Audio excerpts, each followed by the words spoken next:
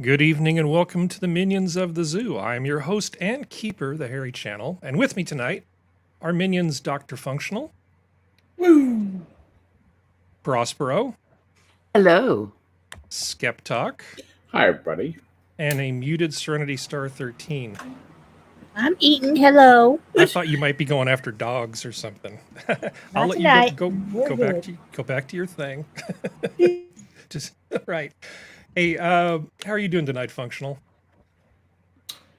Oh, That was an answer. Okay, I hope. now that works. I hope. Economy of expression is a good thing. How about you, Prospero? Are you adjusted to not being on vacation yet? Not very well, but yeah, I'm adjusting. I want to be back at the beach. Do random umbrella drinks just keep showing up in your hand and you don't No, know why? no, I don't. I'm not an umbrella drink kind of gal, but I just want to be back there. It's so much more of a chill vibe and peaceful. Well, tonight's going to especially- be peaceful. This show, I'm- it's going to be yeah, totally peaceful. Yeah, No rest for the wicked, damn it. yeah. I'm sure. I'm totally sure. It'll be fine. How are you, host of mine? A little smoked out being in California. So I have this horrible plan. So I basically drive home to put on the stream, and I'm driving through all this smoke, and I had Mel Torme and George Shearing on. So I was singing along as one does when there's no one in the car and In the smoke. in the smoke. I'm sitting there going, man, I the am just velvet fog. I am just shredding my vocal cords right before a show. This is dumb. So I actually switched it to an old Vangelis CD and thought, I don't enjoy this nearly as much as I used to. Not to mention the dynamic range is totally wrong for driving around in the car. Anyway, the short answer is I'm actually pretty okay if you guys can put up with my scratchy voice. Yeah, it's all right. It's all right. How's the skipper? Yes, how is Skep doing? I'm doing fine. I'm super. Thanks for asking. Yeah, so there's three of the people who are regularly on this show have secret projects that they're working on, which are going to be presented over the next 2 weeks. And I'm actually pretty happy because so far everybody who I've asked to do one of these secret projects seems to be pretty excited about it and having fun, which is exactly the whole point. So we've got some cool stuff coming up in the next couple weeks, but tonight we actually have a ton of stuff that we have to just go through because it has been, I don't know if anybody noticed, an extremely eventful week. No. Quite a bit happened, so we might as well just begin at the beginning because I don't think we have any topic tonight that is scheduled for more than 10 minutes individually. So it's going to be kind of a brisk pace, and I'm going to have to be a bit of a jerk about timekeeping. So let's keep that in mind. Let's get started. So, Are you going to be abusive? not intentionally. Well, I hope so. It's Yeah. not really part of my skill set. Kind of getting my hopes up there, Harry. You whip Harder, me. Daddy. I was Whip me I good. was- I have been told that in technical work that I intimidate young people and that's a form of bullying, to which I just laughed. You're As just your too show. darn good at your job. I'm sorry, do you find experience off-putting? Yeah, All you're right. gonna hate expertise. Yeah, I promise I'm really not quite not as all bad as that. I sound here. Yeah, I'm actually pretty nice to the young people. I try to mentor as many of them as I can. First article tonight. Taliban spokesman says education, careers will be open to women. We must show them respect. So, Bullshit. if you can do it in a burqa, apparently it's going to be allowed. They've had all this time to think about what they want things to be like. And I think what they want to do is they want to basically, what is it called when you, what's the term? Not catfishing. What is it? Gaslighting. I really Gaslighting. feel like the Taliban's trying to gaslight the rest of the world to sort of tell them that that they're not like they used to be. I'll tell you what they're going to be like. They're going to be like a low-tech China with Wahhabi dressing. Well, Mm, if I may offer an opinion here, sure. one of the things, first of all, they don't wear the burqa as much as they used to in Afghanistan. Chador is considered minimal, but a niqab is considered to be acceptable for at least for married women. The single women are urged into the burqa. But my point in saying this is that something you said kind of keyed something in my brain when you said that they've had a long time to think about this, and they really have. They recognize the fact that not every woman is going to end up being attached to a man, and they might want to continue to eat. And they will make arrangements basically for those women to work successfully and maybe even safely to an extent. Those women will be on the absolute ass end of society. They in Talibanville, the brutal, ruthless, hierarchical nature of Islamic-based society means that all women come behind all men. Period. Dot. I've spent too many hours reading the Quran and the various hadiths to have come away with any other opinion. And these guys are the worst of the worst. It is going to suck to be a woman under them, even if they give some lip service to saying, hey, look, see, we have these women teaching school, burqa-clad ingenues are up there, lecturing to the children on, Islamic truths, which is mostly what's going to be taught. I cannot see that society functioning at much above a tribal level for very long. There have been some. Go ahead. I'd rather you talk than me. They seem to be doing, to what Skep was saying, like they seem to be doing some things to like control the Western world, and some things that they're doing to, fit in with their culture. Like, for instance, they got, one of the first things they did was get rid of all of the gender studies curriculum and books and texts and all that stuff. The gynocentric CRT type stuff, where it's like wrong, objectively wrong. I forget her name, Green or something? No, they killed a comedian too.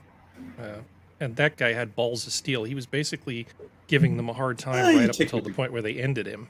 Yeah, you take the good with the bad. I mean, they also killed some media people, so there's that. So functional. Yeah. They are going to be.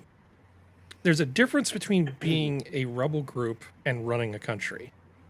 Oh, for sure. And I think they're going to. I think maybe they're making some attempt at having international relations. There have been Muslim countries where there were restrictions on women where if you were, say, a doctor, you had some important function that they did not want to get rid of, but, you happen to be a woman. Where I can't remember which one it was, but they would have a driver drive you to work. And then, you'd basically be escorted home. Almost like a prison release kind of deal. I don't know. Do you think... That sounds Iranian. That sounds like Iran. I think that's probably Iran. It might actually be the Saudis too. It's Saudi Arabia before they left. Saudi, they do a lot of stuff like that, but the particular the high flying professional key to memory about Iran. Anyway, go ahead. I'm sorry, didn't mean to. Well, I mean, this is just a thing. Here's another thing. American Humane Group says U.S. left military dogs behind in Afghanistan. Was verified. So apparently because of some regulation, they were not allowed to take the dogs back on the evacuation planes. So they just said, as people sometimes do in disasters, they say, "Here, be free, go off and hunt and thrive for your, fight for your own self," versus just killing the dog. And so supposedly, the Taliban has been rounding these dogs up and says that it's going to put them to work. It's going to make them be part of the Taliban military structure, which is weird because I thought that dogs were haram. They are considered to be extremely unclean beasts. Hold on. I know. You're gonna get your chance. I'm just saying. I know that as pets they're not allowed. As working animals, maybe. Go ahead. Okay. The Quran is pretty specific about that. Essentially, and I'm condensing a lot of information for you here. Essentially, it's okay to have them to hunt with or guard. That's from the Quran.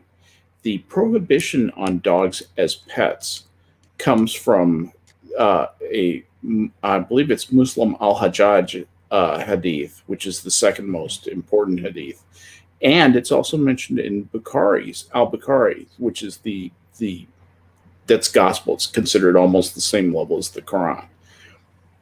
And both of them have extensive verses in there saying that having a pet, having a dog as a pet is haram, but if you're hunting with it, Muslim al-Hajjaj says that's okay, and Bukhari is silent on it. So they pretty much go by the Quran, but al-Bukhari is very, very definitely against having dogs as pets. So it comes from the hadith, not the Quran. I don't think these animals are going to be treated terribly well. No, they're going to probably be used for food, actually, because there are about to be shortages there, as there are here. Anything that hits the West is going to hit Afghanistan 10 times as hard. And when they get done eating through the rations that we left behind, life is going to be devastatingly bad there.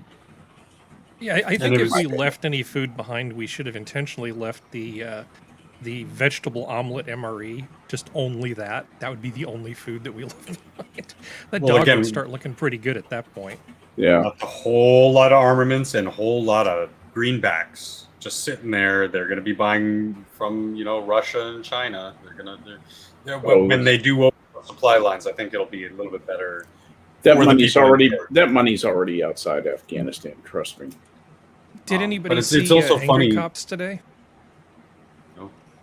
No, he was making the point that in terms of all this hardware that's left behind, these guys can take a Toyota and drive it 3 million miles, convert that thing. But these are GM vehicles that we left behind. He's pointing out these things break down all the time and need a whole lot of maintenance. It should be 5 miles really. It needs a tune-up. I think it's going to be really interesting to see if they have the expertise necessary to actually keep any of this stuff running. It won't be them. It will be their good buddies, China. Their new besties. Or the people they've captured that know about this or stuff. Pakistanis. I mean, they're going to let friends in, and if that means people who can replace the transmission after 20 feet, that will be what will be done. Just take it across the border to the nearest AMCO. China will do whatever they can for Afghanistan just to stick their thumb in our eye. And like I said, their troll game has been quite strong. But they fell for a Ligma, which is pretty funny. Yeah. But in regards to specifically the dog thing, because they asked them the question, one of the commanders of the Taliban, they know, like, hey, we know that the Americans also left a bunch of dogs, and the Humane Society people were like, we plead with you not to mistreat them and kill them or whatever. And he's like, no, they're being they're being fed, they're being well taken care of. And then off camera, apparently it was like, and we'll put them to use. We'll put them to good use and train them and try to do what they could with them. They're such son of a bitches, but like when they troll like that, you just can't help but laugh. I wanted to say one quick thing about the disgusting behavior by the United States Army spokesman, who came out and said no military dogs were left behind. That may be technically true because the dogs were divided into contract working dogs and military dogs. The military dogs were, in fact, evacuated. The contract working dogs were not. So these contract working dogs who did other missions, many of them military, many of them involving going into fire, were just abandoned. But the Army virtuously said, no, we brought all our military dogs home. That's your report is an error. Well, okay, you left other dogs that had a different administrative designation, you bitch. I am sick at heart that those assholes wouldn't step up and say, yeah, this is terrible, we had to leave some behind. That it just there's no fundamental truth coming out of anywhere anymore. It's really Zero frustrating. accountability. Yeah, zero accountability. Exactly right. Anyway, I'm sorry. I didn't mean to delay us here. Fine. This is going to be a short one. We're doing fine for time. Chase Bank has decided to cancel General Michael Flynn's credit cards. Now, this is dumb. We've already covered this before, so essentially we're circling back. God Chase knows Bank the has reputational canceled risk. Is so horrible. Possible reputational risk to our company. It's a utility. It doesn't, even if Charles Manson has one of your cards, I don't care. It doesn't make, the Somali pirates could have one of your credit cards. It's not going to make me think less of your bank. But what if it makes some snowflake who has one of their cards in California feel unsafe? That's true. Knowing that you have a card from a bank that's, well, I will say this, that in the past, Bank of America has definitely had some pretty shady dealings with organized crime. So I'm Teamsters Union. Yeah. Yeah, so it's not like you can't have reputation risk in terms of clients, but I don't think an individual who just has the right FICO score and has been paying their bill on time should have their card yanked from them. So you don't see some snowflake crying themselves to sleep knowing that they have a credit card that is used by that is the same payment processor as some obscure general they probably know nothing about. I think you mean their daddy has a credit card that is used I by just can't even. Yeah. Yeah, I hope that somebody loses sleep over that. Of course, now they don't have to because it's been taken care of. So let's see. That's enough said about that because we've already. I mean, everybody I think who's listened to the show for a while already knows my opinion on virtue signaling and yanking people's credit and banking services. I'm curious to hear what you think about this Joe Rogan thing. I think this article is amazing, and I picked this one on purpose, not so much because I don't think that much about Joe Rogan getting COVID. I mean, okay, Joe Rogan has COVID. He's a healthy guy. He's trying to get it treated. So far, so good. I don't believe he has had the vaccination. Serenity, do you happen to know if he was vaccinated?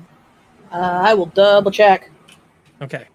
It's good to have our research department on tap here. Yes. So this article is fun. Let's enjoy this article just a little bit. Conservative podcaster Joe Rogan. Yeah. Rogan's not conservative, okay? Yeah. So that's one. Not even close to being Yeah. Has conservative. tested negative for COVID-19 2 days after revealing he tested positive for the virus. The host behind the popular Joe Rogan Experience podcast updated his Instagram followers Friday on his conditions, sharing a photo of his negative diagnosis and writing, "Tested negative today. Thanks for all the kind wishes." Let's see. The news. Okay, we don't care about that. Rogan said he got tested on Sunday morning. In response, he said, "Threw the kitchen sink at it, taking various medications, including ivermectin, a medication typically used in the U.S. to treat or prevent parasites in animals like horses." That is such a misleading statement. It's not even funny. Yeah, it's two different types of ivermectin. Be careful. No, this You statement can't is get this statement is meant to basically derail somebody's thought. It is a medication that is prescribed for human beings. The fact that a separate medication is available for veterinary use, while technically true, is not really to the point here. I have That's shots. what I'm trying to say. I'm sorry. Go ahead. It is. I have shots of ivermectin for my horses. It's not the same Well, thing because it's in a shot form and everything. I'm just saying for like audience purposes. Right. It's By not even close volume. to being the same stuff. Yeah. Yeah, by volume in the United States, or possibly by number of people taking it, it is absolutely true that it is typically used as a veterinary medication. But to mention that in an article, it is absolutely irrelevant to this discussion, unless you're just trying to gaslight people. And everything I can find is saying that Joe Rogan is neither confirmed nor denied, but everybody believes he is not vaccinated. Okay, so I'm going to read this, and I may just refrain from comment because Skep is right. We do have to be careful. For unclear reasons, people have started using it either in tablet or topical form to treat the coof, despite there being no evidence that it helps and having no approval from the FDA. Oh, Okay, wait a so second. Wait a it's goddamn. I know it's not approved for that purpose. It doesn't have the indication. That's the way they call it, and that's the terminology they use in the pharmaceutical industry. It does not have the indication for this. It has the indication for swamp fever and a couple other things, river fever and stuff like that. And Prospero picked up on that immediately, the whole idea that there's no evidence. I guess it depends on how you define evidence. Right? Yes. You know, yeah. Yeah. I'm just picturing Prospero's reaction. That's what's making me laugh. Yeah. It's like, well, yeah, it's how you define evidence. There's no evidence that the FDA is interested in. I think we're up to 35 studies worldwide, possibly 50, but those don't count because they weren't done at Yale or just They were Johns done in Hopkins Israel. or some shithole like, oh, I don't know, Spain. Yeah. Yeah, Or and we're Israel. not making a claim. We are not making any kind of claim here other than the fact that I'm fairly sure that evidence exists, maybe not evidence that meets a particular standard. But Maybe to say they that would- there's no evidence, that's a definitive statement. Well, Maybe- and that's what maybe- we at Minions believe is that there is no evidence at all supporting the use of ibuprofen Yeah. in the treatment of anything. I have But one I do thing want to read this next. Okay, you go, and then I'm going to read this next quote. This has to do with readily available information for a particular continent. All these people are rather racist, by the way, Mhm. because there has been widespread human application for the Voldemort disease, not just river blindness and ringworm and the such. In Africa, they began deliberately using it there. They also began deliberately using it on brown people in India in certain provinces as part of a test because they felt compelled by prior stuff that the FDA doesn't consider evidence to do so. None of that is speculation or medical misinformation. It is all well documented as far as India and Africa goes. So, By the way, let me also tell you this. racist. FDA. Ivermectin is effective in combating Giardia. Mhm. What that means, okay, with the great name of Hymenalepsis nana, that's what Giardia's scientific name is. But what that means is that if something is effective against Giardia, which isn't affected by much, it's probably effective against a number of other things. I don't think we have plumbed the depths of what ivermectin is effective against at all. I think there's been very little developmental work with ivermectin because drug companies make their money off new drugs. Ivermectin is not new. No, it's Nope. been off patent for years. Yeah, it's been generic for a long time. Yeah. So I have two things I need to say. First of all, they did not give a Nobel Prize to the discoverer of ivermectin because it's a really good horse dewormer. Okay, just gonna throw that out there. And actually, I do totally agree with this statement here, this FDA statement. Never use medications intended for animals on yourself or other people. Animal ivermectin products are very different from those approved for humans. Use of animal ivermectin for the prevention or treatment of COVID-19 in humans is dangerous. Yes, You're here. that is Absolutely, an absolutely it is. true statement. That is an absolutely true statement, and it's totally appropriate for the FDA to put that on. But I think the person who wrote this article did very, very, very minimal fact checking and took something from the FDA and just regurgitated it verbatim without actually doing much research, because it's taking off the top of my head. I can fact check this, and I think Serenity's already done at least as much research as they have.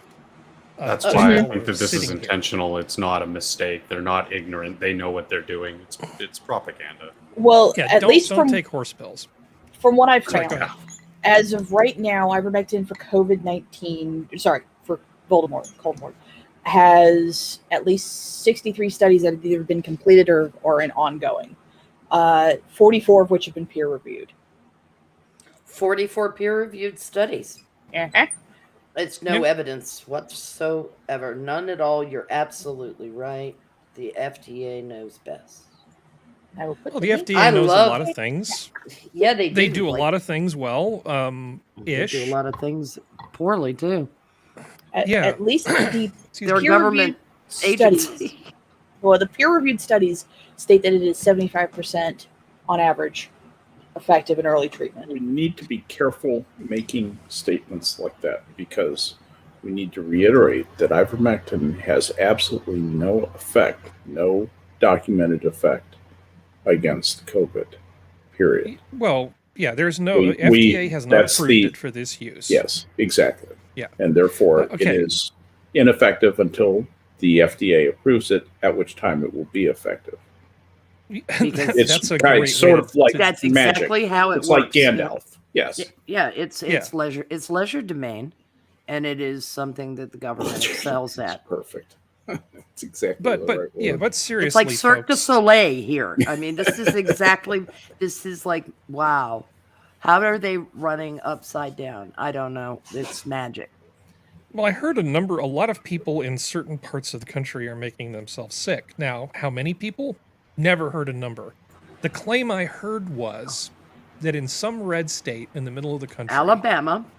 that emergency rooms are full and making people wait because so many people are getting sick taking horse ivermectin. Oh, by so the way, this is an there was a- official Minions of the Zoo notice. I know it has zoo in our name, but don't take animal products. And a little bit of knowledge is sometimes a really dangerous thing. Just because you know the name of something doesn't mean you can just go grabbing a tube of horse goo off the shelf and treat yourself with it. If you're referencing that Hill story about the ER full of people, Mhm. the health district, the Northeast Health District Sequoia, that was about, has issued a statement in regard to the doctor that apparently gave the statements, and he is not affiliated. He is part of a practice that deals with him, but he has not had anything to do with the hospital for quite a while, apparently. This Yeah. was released, and it was a response to the Hill. I don't expect them to do much about that. It's also Alabama. One of the stats was their calls to poison control doubled from last Yeah, I year know this Yeah. stat. This is a great Shoot. stat. Go ahead. to 24. Oh, Yeah. Jesus. That's why I said I kind of want to know what the absolute That was numbers are. total At least low give one. me Oh, order no. of magnitude. Is You'll it never get. hundreds? Is it thousands? You'll Is it never get that. tens? You'll never get it. Yeah, Yeah, because telling it's me- you only get the number if it's an impressive number. Yep. If it was 100,000 people trying to crowd in the we counted 75,000 people. You'll get that kind of an estimate. But if it's something like, well, no, we had 11 people and 4 of them had to actually use the waiting room. That's not overwhelming enough, for the papers, for the media. Yeah, poison control is called for a lot of things. And in case you haven't noticed, we've had kids not in school in a lot of jurisdictions for a good period of time. That would include this year. And children in houses get into shit. So do bored idiots. Like, I didn't know the warfarin was for the rats. Mm-hmm. So all it is the old follow the shell game with no stats attached. We're going to tell you that something exists, and like magic, good luck finding that number. Well, in a country with 300, what number are we using? 320 million? Yeah. 320, 330. 320? Yeah, in a country 330 with is 300 yeah. Well, okay, let's say 330. In a country with 330 million people, there are going to be random idiots who do stupid things on any given day. Or murderers. I'm not going to live my life based on this sort of stuff, but it makes for good press to talk about. Oh, they're dumb. They're like horse medicine, dang old dumb. It's like, no, that's you're better than this news. This is Yahoo Entertainment. Okay, maybe they're not actually better than this. All right, moving on. The only thing that's going to make it suck is the fact that this is going to drive the price of the horse ivermectin up, and that's going to suck. Or make it so you can't get it. And actually, if when you talk about using ivermectin for heartworm control in dogs, there are actually better medications than ivermectin for that particular purpose. Although ivermectin is often used for prophylaxis. But anyway, talk to your vet. I'm not your vet. Please, for the love of God, talk to your vet. Okay, so we don't have to spend a ton of time on this, but they've sort of realized that the amount of people who have antibodies to COVID-19 is higher than they thought because, Kel Surprise, there's a lot of asymptomatic cases. So they think between vaccinations and cases that at least 80% of Americans 16 and older have some level of immunity, meaning it's not a novel virus. Wow. And look at what they don't give us a number about. They just say they mostly through vaccinations, but they don't say what mostly. Mostly could be 1%, allegedly. Well, yeah, they say mostly. They don't like it when you talk about statistical norms most of the time. Like if you say this is normal, no, that you're just saying that. What about the thing that's not not the statistical norm? Yeah, you bigot. What's wrong with you? But when the vaccine is the primary thing that's caused immunity, then it's okay to use statistical norms. There's no negative valence to the term normal there, right?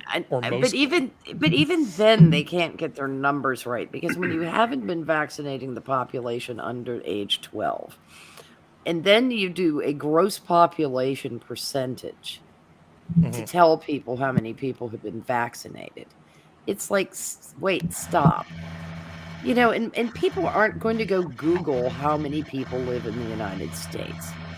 And they're not going to go Google the rough estimates, at least we have from demographics, of age ranges. I mean, they're not, we will because we're nerds, but, and that kind of thing is interesting. But it's just unbelievable how fast and loose they have played with the very concept of statistics. Just briefly, I was looking in the chat. So many familiar faces. Hi, Gen T Maxi and Hate Camel's here. Hello. Keever Dam is here. Let's see. Keever Dam, who tweeted out the show. Hate Camel. Thank you. Yes, thank you. I forgot to acknowledge you guys. It's like I got here late and I suck. I did too. Just so you know. Okay. You did, yes, as did I. After Keeper Dam did, so we both retweeted Keeper stuff. Where are we on our journey? Why don't we save a little bit of time? I don't want to flog this too much. this is just sort of the obligatory COVID stuff. It's actually in a segment, by the way, a section called obligatory COVID stuff, by the way, in the show floor. I saw that. Yes. Got a very poor attitude there. I do. Mister. Yeah. Okay, so there was this paper that came from the CDC, which kind of annoys me, but it's as if they sort of realized that the Great Barrington Declaration exists, which was the position from Dr. J. Bhattacharya and a bunch of other people, that maybe we should just protect the vulnerable people and not completely destroy our economy. Because he's a doctor. He's a doctor who knows about epidemiology, and he has a PhD in economics. So he can think about more than one thing at a time, which is why I like Bhattacharya. And has he seen patients ever? I don't know. Probably. But he's a good guy. He's from Stanford. He's actually a good dude. But this is a paper from the CDC called Interim Operational... What is my homeboy's name? Bhattacharya. Yeah. Interim Operational Considerations for Implementing the Shielding Approach to Preventing COVID-19 Infections in Humanitarian Settings.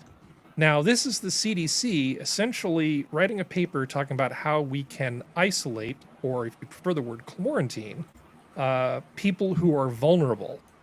Now, on the one hand, I totally think we should protect vulnerable populations, but I don't like more of the government just going on and on and on, trying to find ways to sort of divide people up.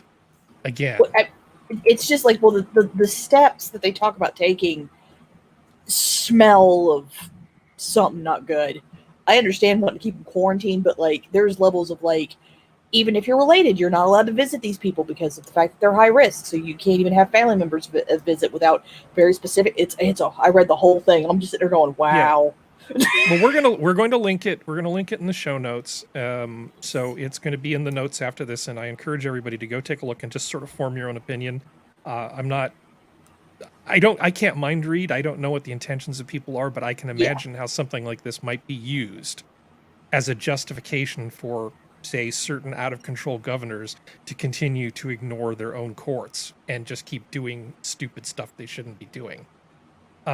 The shielding approach, this one paragraph here. The shielding approach aims to reduce the number of severe COVID-19 cases by limiting contact between individuals at higher risk of developing severe disease and the general population. High-risk individuals would be temporarily relocated to safe or green zones established at the household, neighborhood, camp sector, or community level, depending on the context and setting. They would have minimal contact with family members and other low-risk residents, meaning you thought you were going to get to see Grandpa, but that's basically over if things start to get bad. I don't know. I don't have a strong opinion about this. It kind of makes my spider sense tingle. Mm-hmm. I mean, a document like this needs to exist. I understand that. But it just feels wrong. Yeah. It feels like another Control-Alt-Delete.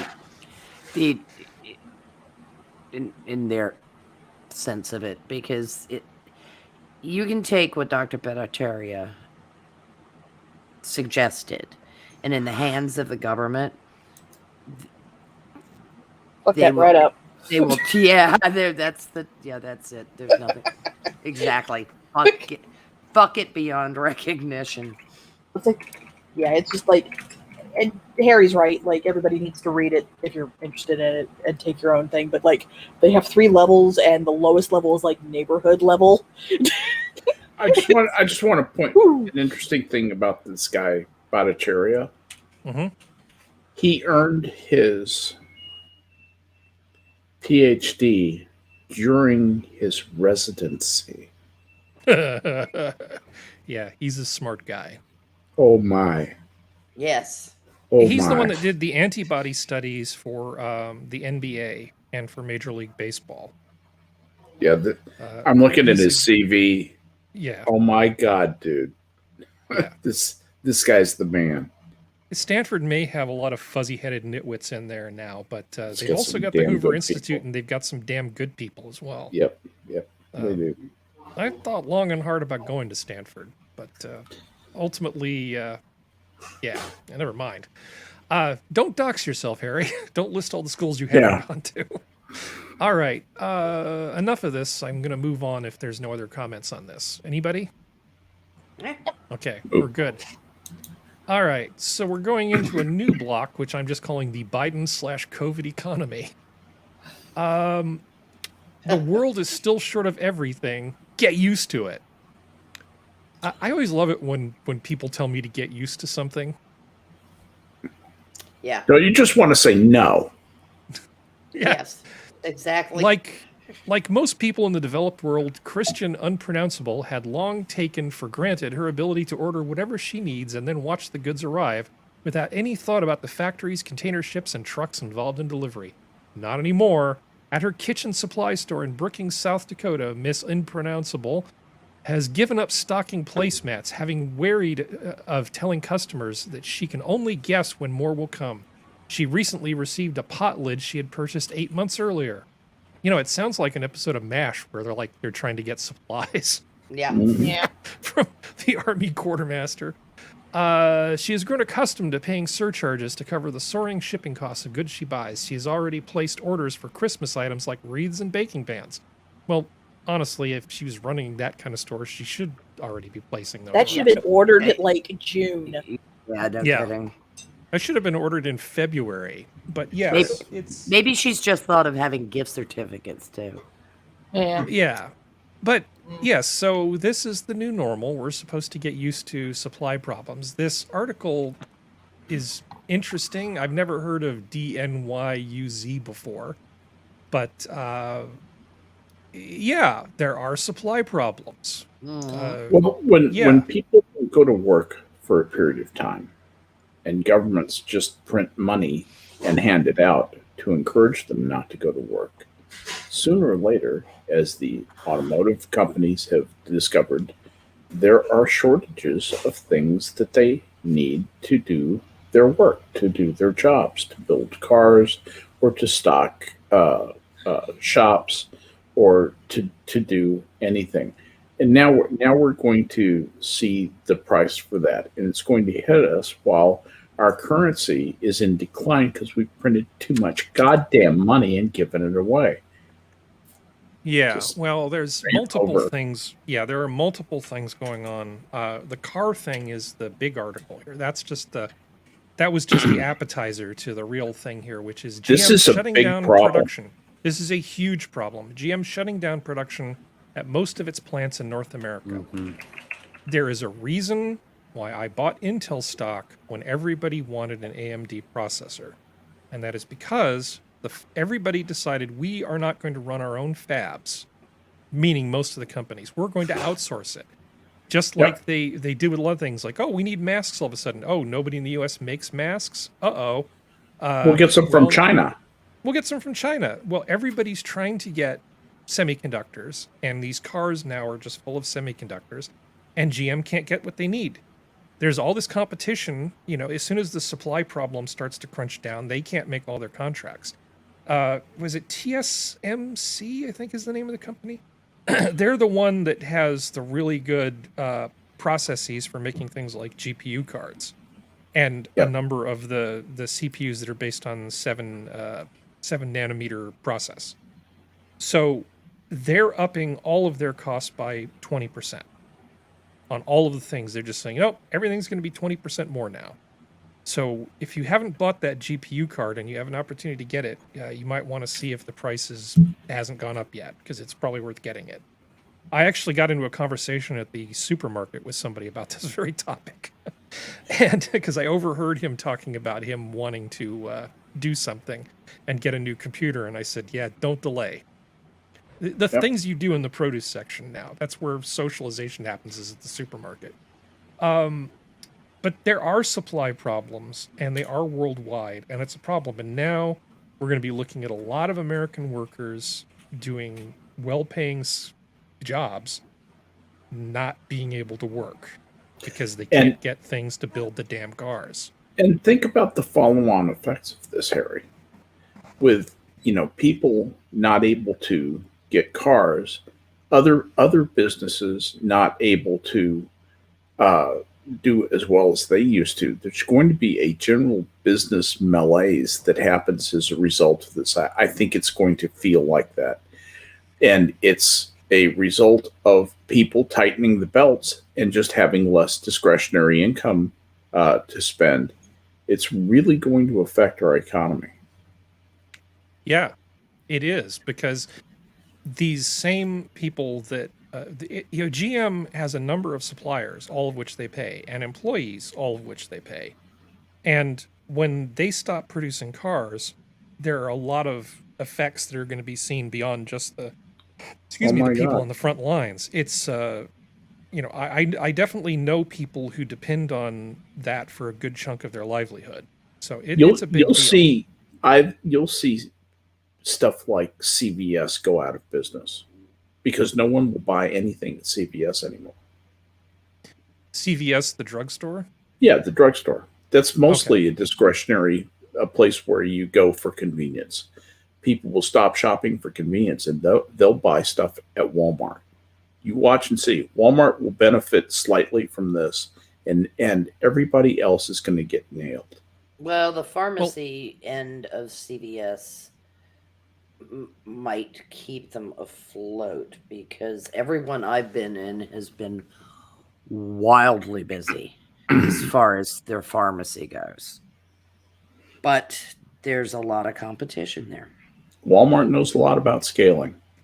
I feel like I missed something somewhere. Why are you? Is CVS just a random thing you picked? No, just a random. It could, reason? it could be Walgreens. It could be the corner drugstores is what I'm talking about. The 7-Elevens, that tier of the economy where you go in and you buy things on convenience. The donut shops, the things you don't have to have, or you could buy them cheaper if you put a little effort into it. That part of the economy is going to suffer. Yeah, CVS was just an example. Well, every time I hear CVS, I think of a version control system that I used. Yeah. For about 15 years first. So, Walgreens. So it throws me off every time I hear that. Yeah. So anyway, consumer value stores. This is the suck. This is why I bought Intel stock, because I knew that Intel, even with its inferior product, could still deliver product to people. You could say, I want to buy an Intel CPU for my new gaming computer. And you know what? You'll be able to buy it. They actually have that CPU available because Intel has ownership in a lot of its fabs that it uses, even if they are overseas. Inferior to what, Harry? I mean, they use more power, for instance, have fewer cores for the same amount of money. I knew I could get you off track. Well, it's just they're still using this 14 nanometer process. They actually tried to scale it down, and they ended up having bad problems. Well, they had these batches where it would just economically wasn't feasible. They just don't know how to do it. But you know what they do know how to do? Actually make products that people want to buy. So, you don't always just buy the stock in the company that has the best product if they can't actually deliver anything to customers. Exactly. Anyway, sorry, I don't mean to pat myself on the back too much. I'm going to dislocate my arm here, but that was my thinking in buying Intel, and it's worked out pretty well. So let's see. Now, business has kind of realized that this is actually kind of a big topic, and I want to bring Serenity in if she's still here or if she's not listening. Okay, so your buddy Joe Manchin is incredibly important because let me just talk to you for a little bit about this before we bring everybody else in. So he has an incredible amount of power because he's essentially one of the swing votes inside the Democrats. Him and Cinema, is that her name? And Kristen Cinema, yeah. I think she's Arizona. Yeah. Yes. Because I've heard someone on YouTube rage against her several times. Yeah. So as I see it here, I heard a number of different bits of analysis about this. And I think the consensus amongst people who don't sound ridiculous is that as Biden's coattails get shorter and shorter, any incentive that Manchin and Sinema had to toe the line on this $3.5 trillion spending fiasco is disappearing rapidly. Well, voting if for this plan is more of a liability politically than anything else, because Biden, the luster is gone from the Biden presidency. I don't care what these other people say. His popularity ratings are in the tank. And I think 2022 is going to be bad for them. So, in my opinion, I think Manchin and Sinema have very little incentive to go along with any of this crap. And I think that this is a good time for these businesses to start lobbying hard to try to tank a lot of this ridiculous spending. They already are. I'm sorry, I'm talking too much. Yeah. Well, no, the businesses already are. The businesses are already pushing their lobbyists and everybody, because that's been the rumors around everything, to not sign on to this. Well, initially they were virtue signaling a lot. Yes, didn't they were. Initially, when this stuff first came out, you didn't hear boo. You didn't hear peep. Yeah. From a lot of these big companies. When you would think it would be in their best interest to say something, I think they've picked their time very well. Well, they most likely assumed, like anybody who's very intelligent and wants to do workarounds, they were probably like, well, we'll just get us to get permissions, and the other smaller guys will get fucked, and we'll be fine. That's probably what they thought were going to happen. And then Biden, certain things in the political sphere started to happen, and they're like, okay, never mind. Well, they have the court of public opinion on their side now. Oh, yeah. Because people are mad. Well, the thing is, it's like, so we're going to use Walmart, since Walmart 1 has already been talked about, and 2, it is the largest employer in my state. So there's no doubt on anybody with a brain that a Walmart representative or lobbyist has already probably called Joe Manchin and gone, don't. So he was most likely already getting pressure from other people in the state, because I think Walmart and then the college system here are the 2 largest employers in my state.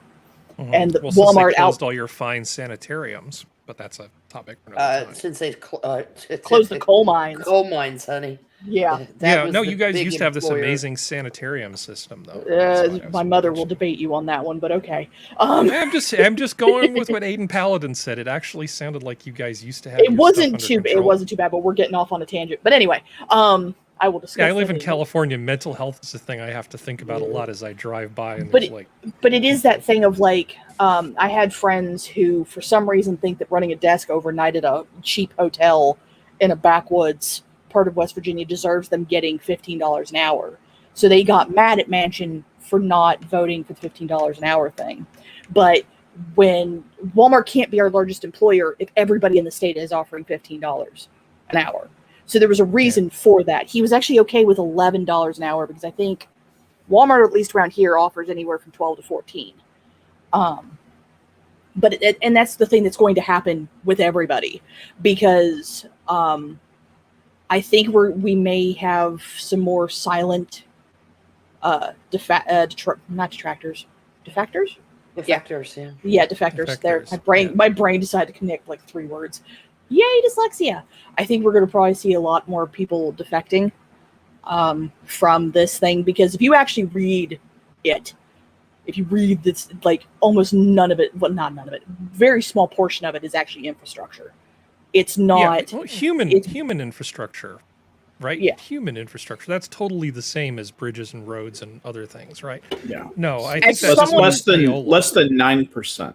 Yeah, as someone who, a town I used to live in West Virginia up north still has a decaying bridge up because they can't take it down, but now nothing larger than a small size SUV can drive across it because they're afraid it's going to topple, but they can't shut it down because it connects to the inner part of the city that the other bridge, which is 10 miles down the road, can't.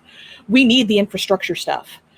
Well, if they're handing out pork, you think maybe it should go to the bridge that's almost ready to fall down? Yeah. Or I don't know, the levees that keep breaking every single time there's a big freaking hurricane, or like the roads that have gigantic fucking potholes in them. Like it's the thing of like, I understand the idea behind wanting to be air quotes green, but most of the stuff, when you look into the actual information they're basing anything off of, it's complete and utter horseshit, because most of this stuff is stuff that's already being taken care of in some form or another just because they want public opinion on their side. Well, most of the stuff you're listing is probably state and local, and if we weren't bleeding these places for money that goes to the federal government, and they siphon off however much before it goes into, you know, some DOT contract machine, and then some percentage of it ends up back at the state. Skep, do you know, in terms of DOT funds, roughly how much is scraped off the top when it goes to Washington before they send it back as block grants? In DOT, Yeah. Department of Transportation, I would I'll of take their an entire educated guess. entire budget. No, I'm trying to say in terms of using block grants to deal with what are essentially local projects, not fixing the potholes on the interstate, but fixing these things at the state level. How much of a special surcharge do we basically give to the federal bureaucracy to take that money and then give it back to the states? Order of magnitude is going to be 5% or so.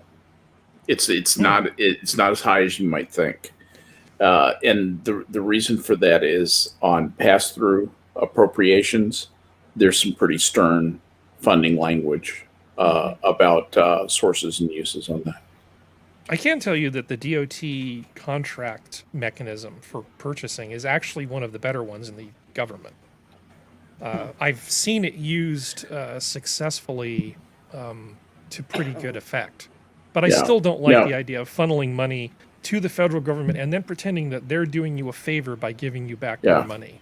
Okay, without getting too into the weeds here, there is a thing called backflow, and that can be pretty significant, where there are mechanisms whereby portions of those block grants are actually returned to the government outside of the appropriation. So the appropriation number, which is just this long 64-digit number, is not credited. It's credited to a general account and goes into a discretionary fund. That happens.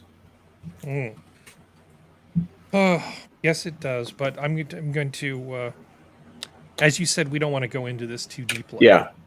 It's the DOT appropriations. If you want to talk about government budgeting, I can talk to you about some of the machinations and the strange shit that happens all day long. Like cows. That's what Tuesday's for. Okay.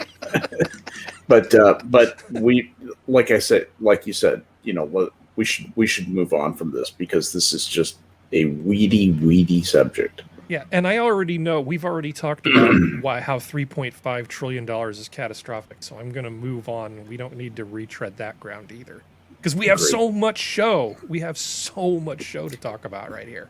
A really big shoe. Yeah, we've got a ton of it. But I always figure that Serenity's got unique insight on Mansion, because you actually hear what people say about him and probably at least have some sense of what people in your state might. He lies directly to. Yeah, he wants to get reelected. Yeah, he wants to get reelected. So, but no, and I trust Serenity's impression more than I do what the news says about what West Virginians think about him. Oh, you want to hear some stories? Wait till you ask a West Virginia what they think of McConnell. No. Okay, so moving on to progressive politics block, we have this story. Yeah. Homeschool reaches critical mass. Okay, why do I have this in here right now? Did I put the wrong link in? This is the wrong link. Okay. Okay, so I'm looking for the New Puritans thing. Can you grab that for me out of Discord, please, and put it in private chat? Where's the schedule? Because this is a great article, but it's totally not what I need right now. Which one's the one you need? The New Puritans, the Atlantic one. Okay.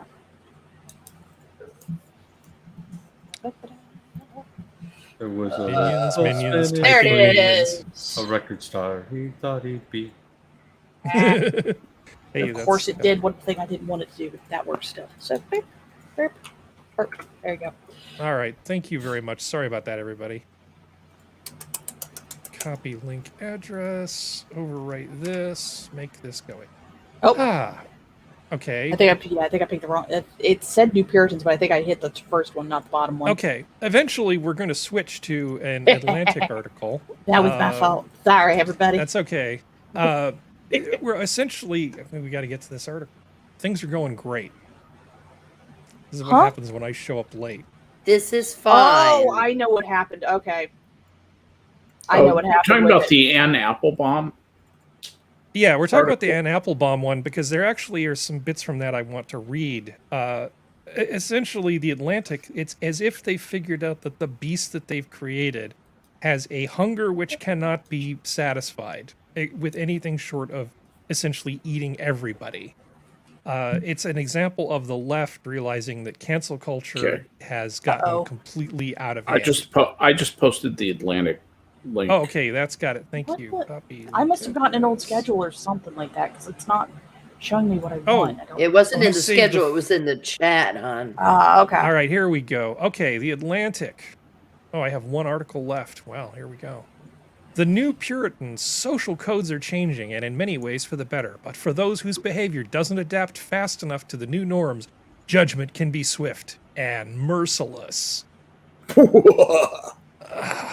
Yeah, I know. So they go on starting talking about the Scarlet Letter. This is just a terrible, terrible article. So they're just talking about how quickly the mob can kind of turn on somebody and take everything that they know and love away from them. Except, of course, they aren't. Right here in America, right now, it is possible to meet people who have lost everything: jobs, money, friends, colleagues, after violating no laws, and sometimes no workplace rules either. Instead, they have broken or are accused of having broken social codes having to do with race, sex, personal behavior, or even acceptable humor, which may not have existed 5 years or 5 months ago. Some have made egregious errors of judgment. Some have done nothing at all. It is not always easy to tell. Yes, The Atlantic, you liberal piece of shit newspaper or magazine. This is what happens to people. Every single thing can be taken from them because they expressed one wrong opinion some number of months or years ago. I don't know. Oh. Why has Annie Applebaum finally noticed this? And It why am I happened to suddenly somebody seeing... she knows and they bitched to her about it. Yeah, and You know, suddenly I the don't Atlantic think you're is on wrong. board? I think you're right, Prospero. Yeah, they don't, I mean, they only believe anecdotal evidence. They don't, we've been talking about statistics. You could present statistics on people who've had their social media taken away from them or this, that, and the other, been hounded out of scenarios. They're very busy Yeah. worried about school bullies, but they act the bully all the time on Twitter and other She's environments. probably a classmate of Jeffrey Toobin or something. It's Oh. either that or the Noam Chomsky thing caught her attention when he was a signatory to something that I guess some turf had signed, and then everybody got upset, or he'd said something complimentary once upon a time about the wrong person, and there was a purity spiral over whether hate speech was a thing and free speech and that kind of thing, and it you can't be subtle with these people. You have to drop a fucking metric ton of bricks on them and go, did that hurt? Well, Or they did you try get to the paint message? it as they Yeah. try to paint this as if this is right in some cases. I'm Yeah. just going to read this I- one. I'm going to read this one. I think you're paragraph. coming up to the actual reason here, where it says Yes. there is a reason. Yeah, I see that. So, yet despite the disputed nature of these cases, it has become both easy and useful for some people to put them in larger narratives, meaning her friend. Partisans, Right. especially on the right, now toss around the phrase cancel culture when they want to defend themselves from criticism, however legitimate. But dig into the story of anyone who has been a genuine victim of modern mob justice, my friend, and you will often find not an obvious argument between woke and anti-woke perspectives, but rather incidents that are interpreted, described, or remembered by different people in different ways, even leaving aside whatever political or intellectual issue may have been at stake. Are you trying to tell me that context matters? Is that what, is that Almost is as that if, what we're doing? almost as though. Almost as though there is a reason that the science reporter Donald McNeil, after being asked to resign from the New York Times, needed 21,000 words published in 4 parts to recount a series of conversations he had with high school students in Peru, during which he may or may not have said something racially offensive. depending on whose account you find most persuasive. And then they bring up the Laura Kipnis thing and a bunch of other stuff. This makes me happy that it's finally coming back to bite enough people on the left that even the Atlantic is starting to temper their sanctimonious tone. Well, these blue noses, they're just moral prudes of their own morality. I mean, not the morality that we normally consider the Puritans to be hooked up to, but they're like an Ouroboros. They are going to eventually swallow themselves. And I love it. I'm sorry. This is like a Schadenfreude baklava for me. Yep. Suck it, honey. It's wonderful. It's like the what is it? The old little chanty about the eel and the pelican. I think the last line of that is "Loop the loop, you son of a bitch." I can't remember. Anyway, I was never a sailor. Okay, so there's this thing which I enjoyed quite a bit. Anybody else want to say anything about the Atlantic and what a piece of crap rag they are? They used to be a good magazine once upon a time. It used to be kind of a middle brow thing with decent pieces in it. It was okay. I mean, it wasn't. 40 years ago, it was influential. Yes. Like the New American. And make that 60. Yeah, 60. 60 or maybe even 50 years ago. So, speaking of sophistry, here's an article from the Associated Press saying records rebut claims of unequal treatment of January 6th rioters. Now, really? Thank goodness. The gist of this article is we went through 300 cases and found that of people who were involved in the George Floyd riots and the Black Lives riots and mostly peaceful looting, we find their prosecutions of the 300 cases we looked at to be completely on par with we took these people and threw them in a dark hole and didn't tell them initially what they were charged with. Some of the stuff that I've heard, I think it was from Glenn Greenwald, about the treatment of some of these people.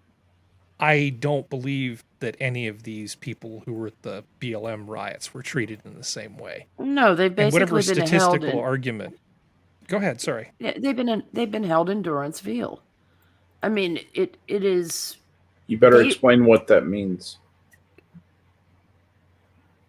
Tommy Robinson is a good example. It's tossing them in a hole without a blanket, with minimal food, with no legal rights. No formal charges. No formal charges. Rights, yeah. No It's the old bill of attainder. You must have done something, so we're going to hold you until we can figure out what the fuck to charge you with. Or until you crack and admit to something just to get out of that torture. Yes. Durance vile actually comes from the term for a lengthy sentence in jail.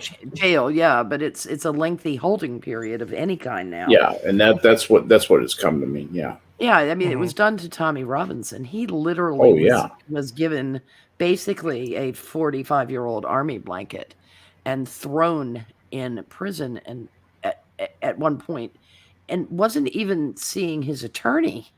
Yeah. I mean, this wasn't the last time. This was one about 10 years ago, maybe. They've just repeatedly, I mean, the British have gone out of their way to try to get that man killed. And, the United States not only has the FISA, which is a star chamber, but now they're doing this kind of bullshit to people. And they're doing it selectively based on whether they are or are not in favor with the court. This is some serious medieval Renaissance crap we're seeing. Isn't this supposed to be protected by the 8th Amendment? Yeah, it's the 8th Amendment. Okay. That's and the 6th and the 5th and I mean, highly illegal. Let's just say that.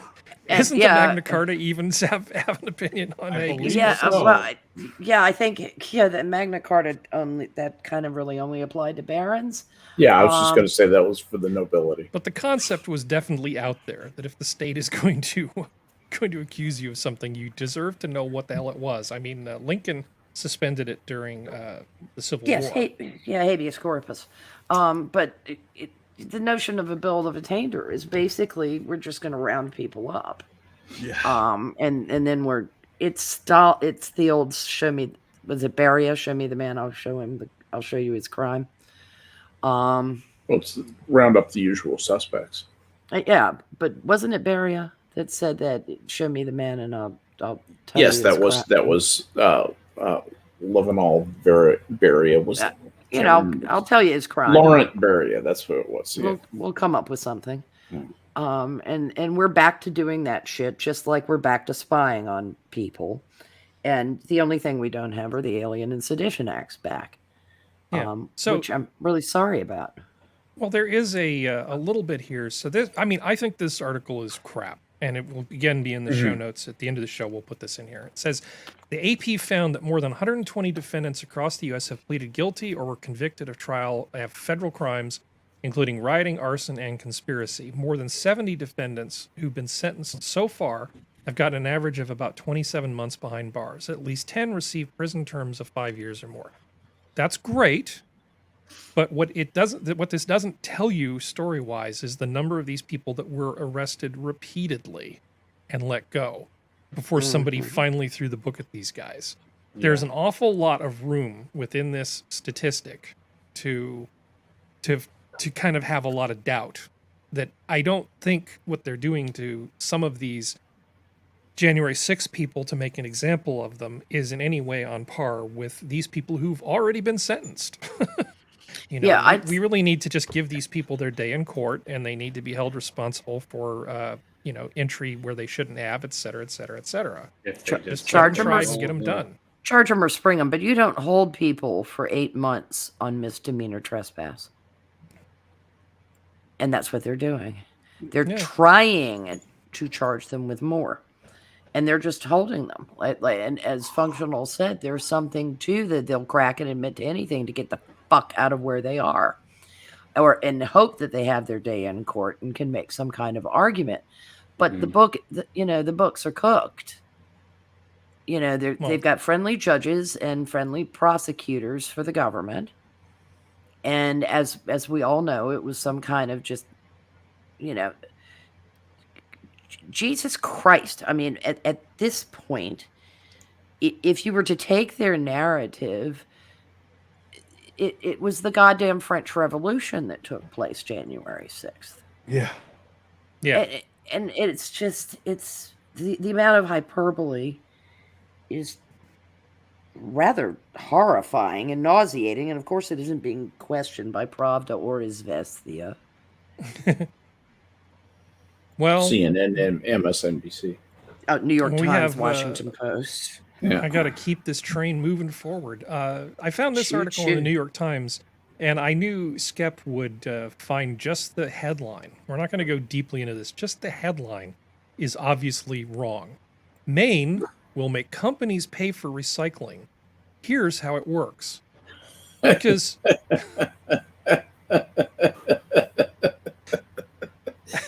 No. I don't have to read any of this to know that this is already, more sophistry, but this time from the New York Times. Companies don't pay for stuff like this. You kind of think, oh, well, we don't want consumers to pay for the recycling. We'll just make the company pay for it. That's going to work fine. The consumer will be paying for it, you idiots. Yeah, I mean, the real answer is it depends on a number of factors. I mean, but that's not how recycling. That's not how recycling works. Anyway. Well, we're not going to talk about elasticity of demand, but the point is that this is a stupid statement to make, because ultimately the customers will pay. Now, they may raise the price of it and sell fewer of whatever it is to consumers because there are fewer consumers willing to pay the higher price. If there is high demand elasticity. Right, but then there may be a portion of it that they pay rather than lose too many customers. That's certainly possible. But the idea that somehow, well, we've just solved this environmental problem, we'll just make the companies pay for it. No, done and done. Look at how smart we are. Oh, well, drinks are on me, boys. Let's head to the Where did all the steakhouse. companies go? Yeah. Yeah, exactly. Why does our city suddenly look like Detroit? Yeah. Yeah, this is kind of a terrible article. They go on to talk about how, well, we used to send all of our garbage to China, and then China about 5 years ago decided they didn't want our garbage anymore. Bitches. It's like, what? You're too good to take all of our garbage now, China? Yeah. And China said, yeah, Too we full. actually are. Moving think up to a better positive class of garbage. But that's because China kept getting caught dumping it into the giant island of crap that is the Indian Ocean. Yep. Well, they have to make new islands somehow, Prospero, because Yeah. that's how Dominion works. What were you going to say, Functional? I think there's a good way, a positive reinforcement way to get companies on board with this. Like maybe giving them some kind of break, maybe tax-wise, I don't know. But to say, hey, if you make the transition to using recycled materials for your packaging or biodegradable packaging, you get some sort of break, instead of saying you're gonna do it, you're gonna pay for it. Well, they're not. That's not gonna work. You gotta use the carrot before you use the stick. Oh, honey. Am I being too logical? No. Yes. You're fine. You're The- adorably naive, is what you are. I know. But they're people going- do not think about the full cost of this stuff. Okay, so imagine you live in California. I know, once you stop Ugh. screaming inside your head. What? You live in California and you're in the middle of a 22-year-old long super drought, right? And somebody tells you that it's incredibly important for you to recycle a glass jar. We are nowhere near running out of sand, right? But they say, you have to recycle this glass jar. Do you know how much water it takes to clean out that glass jar so that it Lord. meets the sanitation standards that they want for that recycling bin? Yeah. It takes Yeah. a lot. There are no free rides on this stuff. And honestly, Oh, yeah. in terms of figuring out how stuff works, you can do the thing where you just collect a deposit for certain things, or you can charge people more for the non-recycling bin on their garbage, or you can supply better. You can say whoever gets the contract for garbage disposal provides better recycling services and gives customers a cost incentive. But the government is really poorly equipped to do anything about this other than that. They suck at trying to figure out how to shift costs around to make people do what they think is right. It just The always market just does a great job, because if I have to factor in how much am I paying for this water Don't versus say. how much am I going to get charged to throw this glass in the trash, I'm going to make a good decision. Yes, and because, throw the glass I might in the actually- trash. Yeah, I might just do that because it's made of sand, and if you just build some It's not nuclear plants, I harming don't care. anything. It's not harming anything. I mean, it'd Yeah. be better off trying to teach people how to turn them into art projects, than they would trying to sterilize used glass bottles. Whatever happened to the other two R's? Like Reduce, we've just reuse? sort of reduce and reuse. Like we've seemed to have thrown that out of the narrative, or the people in charge of the narrative. It's just something that's always Because they still want you stuck to. with me as a kid, that I reuse some of the quote unquote trash or packaging or something that I get. My tobacco comes in plastic like tins the size of oversized mason jars. I use those for everything. Speaking of mason jars, I get pasta sauce in mason jars. I rinse those out. I reuse them for paint, for a plethora of things. I scrub them out and use them for bacon grease. Exactly. Well, I mean, it's they still want you to consume though. That's the reason why the reduce Right. reuse thing is not. Sure. Yeah. And that's the reason why they don't push it. Now there are some places that are trying to do stuff like you bring in a jar and you get dish soap and you put it in there and you pay however many ounces. Mhm. This way they don't have to do packages and they have cards and stuff like that. And I think California and New York are two of the bigger ones that have that in there. I'd be So people happy I'd be happy to do that. I mean, Yeah. that's the kind of thing that I could scrub out the pickle jar that I put in the recycling bin today, and make it not stank like vinegar. Well, it's But like you I don't have have a drought. That's the difference. It's that I'm just trying to point out that there are unforeseen Yeah. things that happen and that when the government tries to monkey around with this stuff, they invariably make things worse, because you don't want to say that you're saving the planet by actually using more power than making a new one. You don't want to waste water in a place that's got a drought. There are considerations and people will make good decisions if their water bill and their garbage bill just reflect what the actual costs are of things. They will figure shit out, and they will do the right thing way better than the government will. But anyway, the next article is super fun. The next article is super I have to fun. apologize for being woefully optimistic, but You know, I like talking about good ideas every now and then. I know they can be offensive to sensitive no, viewers. you're but fine, dude. You know what you're doing getting anything into when you tune into the show, people. Come on. Well, we all did our D&D. A bunch of us shared our D&D alignment thing from the D&D Oh, yeah. test. And weren't you like neutral evil or something? no, No. chaos bordering on evil. Yes. Yeah, I mean, there's like I a know whole I'm a bunch of us that were all sociopath. all lawful good, and you were just like way off in this. Hey, other hey now. quadrant. Dude, So I'm we pretty know what we're getting. sociopathic, Me and but Geodes were true I'm neutral, thank you. Aware sociopath, and I actually know the difference between good and bad. I just don't care. Is the thing. That's what makes Exactly. me very chaos. Exactly. That's kind of a weirdly Harry, wholesome way to Harry and be. I think, Yeah, it's are going to die on the same. you guys are like paladins. lawful good hill. Oh, and Sora. Yeah, Yeah. Amazing. we're It's amazing. I basically in surround the myself same with you square, you know. So like, we knew what how we were can I getting corrupt the ourselves. goodies? We knew what we were getting ourselves into. But the I'm next more thing of is a super lawful fun. neutral, just so you know. Yeah. Well, we have to make Skep take the test. Okay, so this is fun, and I think this might be another possible There it is. Serenity thing, because you said you're on the mailing list, I right? I'm on. No, I follow him on Instagram. and I didn't found see the any of article. this. You found it. you found the article. So, which of you wants to take point on this for a bit? Go for it, Prospero. Well, Go ahead, Prospero. Among Federalist circles, this was circulating because they had the shits and gigs about this, because it's just this is by definition retarded. It's just really funny to see the rainbow flag and reenactors. It's like, yo, dog, I heard you like cringe, so we gave you some cringe for your cringe while you put some cringe on it. No shit. I mean, this is amazing.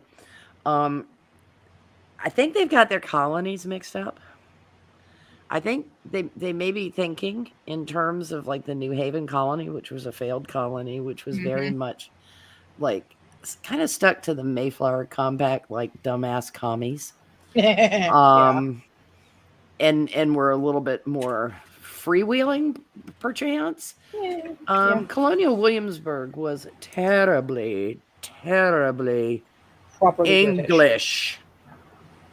It was just English as fuck. And so, of course, there were homosexuals. Of course there were. And they did as all British homosexuals had always done, which was down low. Repress. Well, Have children anyway. well, they did it on the down low. Yeah. And people might have known, but as long as you weren't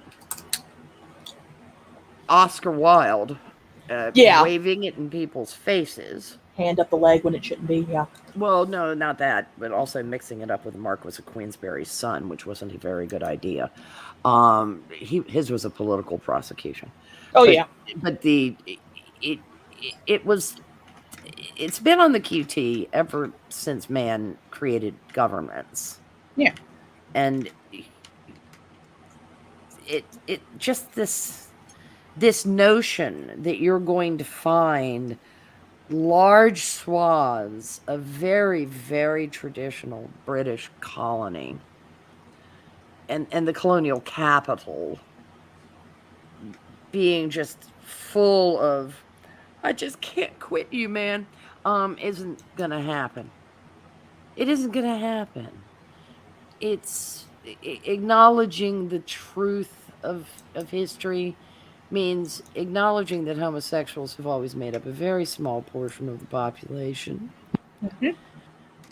Statistically, 1%, 1%, yeah. realistically. Realistically, and in those days, of that 1%, maybe half a percentage, it was known to a neighbor. It just there weren't that many people available to shag. Yeah. Confirmed population- bachelor Irving Williams. Yes, there just weren't that many people in the colony. I mean, it just. And one thing that, maybe they were doing Brokeback Mountain, like out in Surrey or some shit. We're gonna go like hunt that, some but- foxes. You want to come? Yeah, I mean, it's. Oh, that just sounds fabulous. I could use a new fox scar. It's just really kind of. It sounds like some intern from William and Mary. yeah, most likely. Is in a summer program studying the whole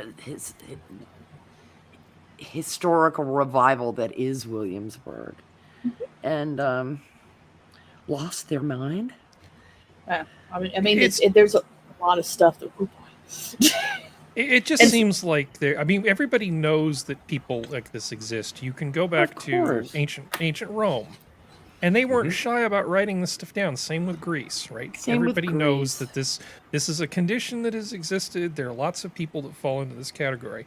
It was However, encouraged in certain cultures, within certain realms. We know Within about certain the parameters. Janissaries. You know, I mean, it's like whatever. Yeah. So if somebody's at Williamsburg and some kid, some 16-year-old kid working on figuring out their identity, raise their hand, and say, "Excuse me, you're giving the tour guide," and said, "Were there any gay people at Williamsburg?" Well, yeah, there were. There definitely were a few, because there always are. But there's a big difference between that and having giant rainbow flags at the military reenactments. What's like These are totally there's different things. two big museums that are down there, and I remember at least the last time I went, there was actually an entire section that talked about how we view homosexuality and stuff like that. It wasn't done in like an SJW way, because this was about 15 years ago. It was done in a way of kind of going like, were there people who were homosexual? Were there people possibly who were also trans, but not as we consider them trans, because they couldn't have surgeries and stuff like that. So it's like, it talked about like what it was like for them, how many of them went on to still have happy, by their own words, still had relationships with women in the sense of having families. And even though there was no sexual attraction there, they were happy, they had children. It went into that kind of stuff. So Williamsburg has talked about this stuff before. It's not in the SJW, we need everyone's a sexuality, and gender's sexuality is the spectrum, and you're assigned gender at birth. It's not that kind of stuff. It was basically talking about how it really affected people and what their lives were actually like if they were like that. Yeah, and some of the writings, the personal stories of some of these people, mostly affluent too, Yes. who had very flamboyant personalities that as we'd see them today, we'd go, oh, he's not hiding anything. They had that sort of similar personality, but they still had wives. They still procreated. They still were in, male-female pair bondings. They just had a little bit of buggery on the side, and everybody was happy. Well, the thing Society is, kept going on. Yeah, there was until it got into a certain point in some, more civilized cultures where it was a little too Sodom and Gomorrah-y, and then that was the part that was mostly, people would look at and be like, that's a little much. the morality laws and the rousting of homosexual clubs and things like that arose. It's. See, I don't even want to mention Stonewall, because that was an entirely different matter. yeah, that was It had nothing to do with the fact that they were gay, but let's just not get into the actual reality for why the raid was happening. It was the repression. Yeah. But the funny thing is that sexual repression was a thing anyway. It was just not something that polite people spoke about. Yeah, but even then, I don't mind that, actually. I don't. Well, I mean, a lot of the fops and dandies weren't gay, like literally weren't gay. They were just pretty boys, and like that's the thing. Like, you look back, it's one of those things. Like, when you actually delve into a lot of this stuff, a lot of the people who by today's standards would be considered air quotes gay weren't, and a lot of the much more stalwart, very quiet, very air quotes masculine, because it depends on how you define masculinity, because we're going to go that way, but it's like were the ones who were homosexual. And there's also the whole fact of like there's an unwillingness to accept in today's society about the fact by certain aspects of our people in our society that men were egged on to get married just as much as women were. Sure, yeah. And it's something that's not accepted because a lot of the revisionist history is like, well, men can be bachelors forever. No, not a lot of them could. No, they were looked at rather oddly. If they were side-eyed. Social pariahs, definitely. Never married, and particularly among the affluent, because there wasn't exactly aristocracy in Williamsburg, but the class structure, the British class structure, and the fact that large landholders in the United States were the colonies were very often related to aristocratic families. Yep. And so there was always that carryover of they had a particular level of education, they had a particular level of training and behavior, and how they moved in society, how they were expected to dress. And I mean, anyone with modern day sensibility who looked back at any fashion plates from the Regency at what was classic male dress would go, my God, they were all gay. Gay? Well, I mean, call it macaroni. Go back to Queen Elizabeth I with the cod pieces and the poofs and the dandies were a thing. Dandy. Right? I think we can just say dandies were a Beau thing. Brummel was a real person. I'm going to move this forward to, and there is no good segue for this because we're going to go from, haha, aren't these people funny with their flags and their virtue signaling to, unfortunately, one of the greatest minds of the 20th century passed away. And Weinberg. I'm going to go back to Weinberg. And before anybody panics, I'm going to talk about the standard model, but I'm not going to explain it. I'm going to just give you a link. And if you're interested, you can go off and look at it yourself. So I promise you were talking about Willard Scott. This will not be too much spurgery going on. I'm actually going to behave myself here. Just before you get into the slight spurgery, we do have to pay homage to Willard Scott, who passed as well. He did. Willard Scott did, and somebody else did as well. I can't remember who it was, though, off the top of my head. Ed Asner. Yeah. Ed Asner, yeah. Oh, also Bette Midler. Oh, no, just her career. just her sex life, honey. But let me just explain a little bit about who Steven Weinberg was and why he's incredibly important. Now, most people heard about the Large Hadron Collider at CERN in Switzerland. And I know only part of it's in Switzerland, so don't fact check me into oblivion. Steven Weinberg was one of the greatest minds of the 20th century for the following reason. The Standard Model, which explains, or at least describes, how all of the particles and forces that we at least have a grip on work together, was Steven Weinberg. He basically developed it and put all of this together, explains all of the matter that we can basically interact with, except for they couldn't figure out the mass part, and that was actually added by Higgs in 1965. But Weinberg was the one who put forward and sort of completed the first version of the Standard Model, which is a huge, huge, huge accomplishment in science, which puts him right up there with Feynman and Gell-Mann and a handful of other people that are just sort of legendarily important. And Weinberg passed away at the age of 88, and we talked about this a little bit on Tuesday, so we don't need to go back over the whole thing. But what I wanted to leave you with was a description of what he did, and I'm going to go ahead and put this in the side chat here, or in the chat. Let's see. Copy. I don't have Geodes here to help me out with everything today. The interesting thing about this guy was he came up with a set of equations that for 3 years, the rest of academic physics of people like him, allegedly, Mhm. They couldn't even understand what he had done. Finally, a Well, Dutch guy kind of got it sorted out. yeah, it Anyway. was amazing. It was amazing work, and the theory has been described as, I think, the most successful scientific theory of all time, insofar as it explains so damn much with so much precision and so much accuracy.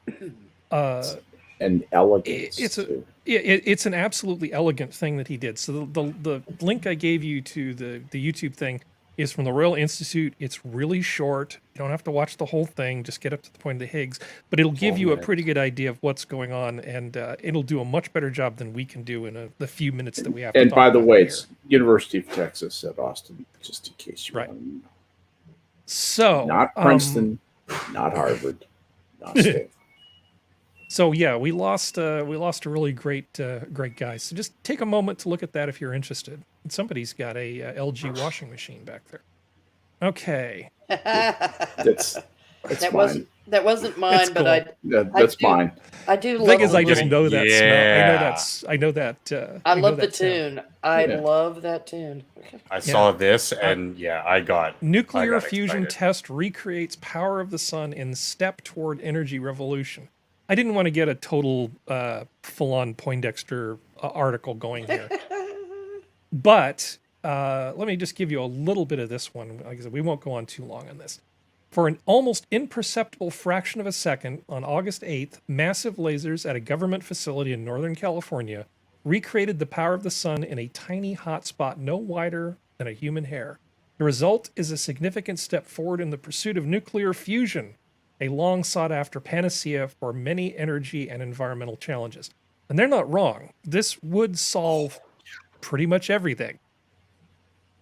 This would solve all of our power problems. The experiment took place at the National Ignition Facility, which takes up the space of 3 football fields at the campus of Lawrence Livermore National Laboratory on the eastern edge of the San Francisco Bay Metroplex. Powerful lasers there were focused onto a target the size of a BB, resulting in a reaction that threw off over 10 quadrillion watts of power. Holy shit. Remarkably, that's about 6% of the total energy of all the sunshine striking Earth's surface at any given moment, although the powerful burst only lasted for 100 trillionths of a second. Even in that minuscule time frame, though, scientists observed a big breakthrough. The hotspot was able to ignite a self-sustaining chain reaction, fusing That's more the key. hydrogen atoms together and continuing the process of energy generation. Now, we can make fusion happen. It's not difficult, but we just have to keep pushing energy into it to make it happen. This is the first time that we actually basically got more out than we put in a meaningful sort of way. This reaction, if you can scale it into something industrial, maybe in 30 years, this is how we're all going to be getting our power.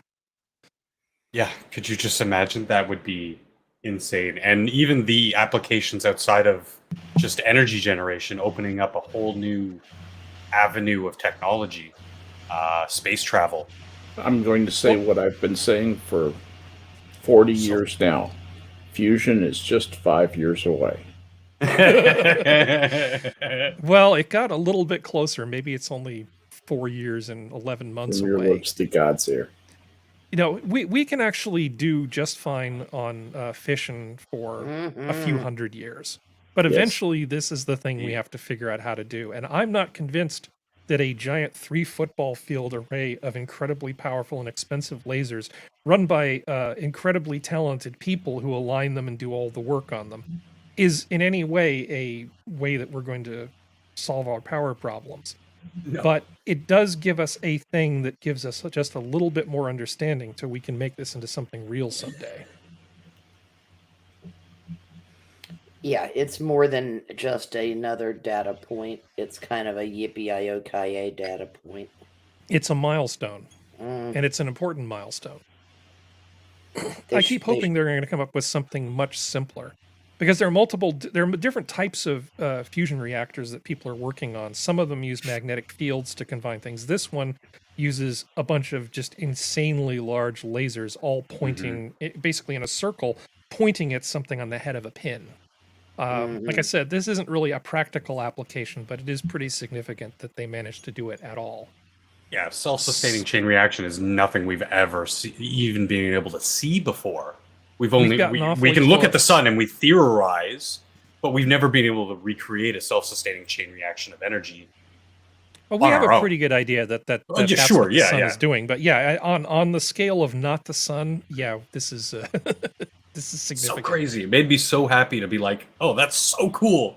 Even though it's such it's a drop in the bucket of what potentially could be the history of this technology. Well, there are all these amazing things that have happened, since I've been born. I mean, they've found the Higgs boson, which if you guys watch that video, you'll learn a little bit about that. They found the Higgs boson. They've landed people on the moon. They've done all of these amazing things. This is an important milestone for human beings. Whether it may not be as sexy to some people, but I think it's just great to see some progress on this. And like Skep said, it's only 5 years away. Yeah. So we're actually going into, let's see, we're going to talk about China for a little bit. China. I don't know who sent this to me. China bans effeminate men from TV. Which of you fine people sent this to me? Was I think that was Juno's me. who's not here? It was you? Yeah, it was one of the tell many. us a little bit about this. I mean, it's pretty much in the title. Like, they're not allowed to show. I think it's both China and any male figures from outside of the country are no longer that are considered by them to be effeminate are no longer allowed to be shown, or at least No it has. poorly, man. Which I thought I you were feel saying like K-pop was part of this sort One of of the big causing ones. a yeah, bad it is influence. because K-pop has been trying to get into China, specifically Mhm. Korean entertainment companies for over the last decade. There's one entertainment company that's been trying to do it for 25 years, but that's another thing entirely. Mhm. Mostly, and that's kind of what they're striking out against is I feel like they're trying to give the middle finger to, and probably a little bit to Japan, but J-pop never tried to get into China. They don't care. They're like, fuck you, we're fine where we are. Korea keeps trying. So I think that's a little bit, I also think this, I mean, truthfully, although it makes it really fucking funny, has to do a little bit of a hit at Hong Kong as well, in the sense that Hong Kong, okay, so I watch a lot of Asian dramas because they have a single arc, they have one season, they have 20 plus episodes, they're done. I don't have to worry about a season coming later or anything like that. But but at the same time, there's been a lot of push for stuff that's called BL, Boy Love. And Hong Kong has a Boy Love live action drama, and I can't remember what it's called, that is very popular. But the guys, very obviously, are still a little effeminate. They've got a little Is it bit more called muscle. Men of Williamsburg? No. No, sorry. I think it's called like His Story or something like that. I can't remember what it is. The great urge downward. But They're it's from Guangdong province. but it's one of those. Dong. But that's kind of the thing. What they're trying to do is that K-pop, because they're non-threatening, let's face facts, airs a lot of their males to the more effeminate side, and the fact that in Korea they have a thing called skinship, where two males showing physical affection and two females showing physical affection to each other from holding hands and everything like that is not considered sexual. Which we all know foreign girls think that means they're gay, but that's another thing entirely.